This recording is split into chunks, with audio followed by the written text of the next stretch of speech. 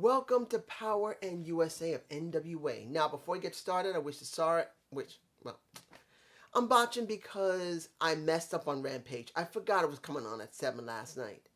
And by the time after I was working on something and I ate and fell asleep, because I am still taking medicine for my shoulder and my neck, I forgot when it came on, and then I'm like, oh, damn, I hate myself. Still haven't seen it yet.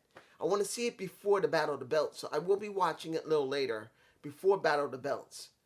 And just to see what's going on with that. But I missed it. I didn't realize it came on at 7 last night, so there you go.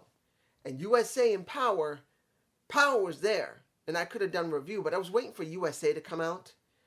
But it didn't come out until almost 2. So I'm like, do I even do this? This is so late and soon. If I want to watch Rampage and then look at Battle of the Belts and review that, I'm like, I'm going to give it kind of constraint here. So I decided that was going to watch Power in USA, but I'm not going to do a full review. I'm just going to give you my thoughts. Was it a good show for both of them? Well, I'll say for USA, it was average. It was what it was. Power, for that matter, guys, if you're going to watch between Power and USA, forget about USA at this moment. Look at Power. Markovic versus King. Woo! That was a rough-ass match. You got to watch that match. It was so damn good. You got to watch it. Natalya versus Caitlyn. Sorry. That was a damn good match for the women. I wish that some matches for AEW or Impact was that rough, because that match was damn hard. It was hard. Then the match that I cared the most about was the Pope versus Matt Cardona, why it upsets me to see that the Pope finally gets a shot at the NWA title. I even said that years ago. I want to see the Pope go after that damn title. Now he gets a shot, but it doesn't really mean something on Power. I kind of wish it was on Power Trip 2, because they're going to be in a different venue, I believe. They're going to be, Oaks Grove again? And it's going to have a larger crowd than it is at, the BW Studios. I always forget the name of the studio they are in Hotlanta. But I would have loved to see them at Power Trip 2, because the crowd will be a bit larger. That's what I would have liked to see for the Pope. But we didn't get that.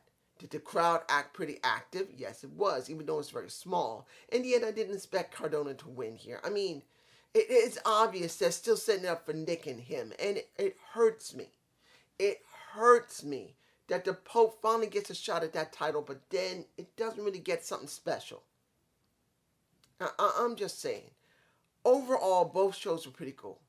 It wasn't great with USA. It was okay. But Power was the better show, obviously.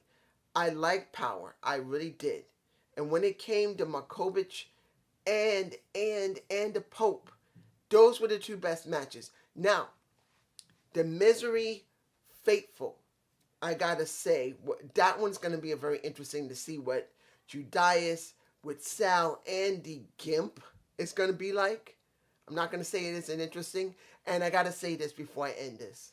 We all knew it was going to come down to, will Austin Idol admit that he is Sion's dad? We knew that Sion was Austin Idol's son. That's how they've been setting it up for quite a while, and eventually they did it.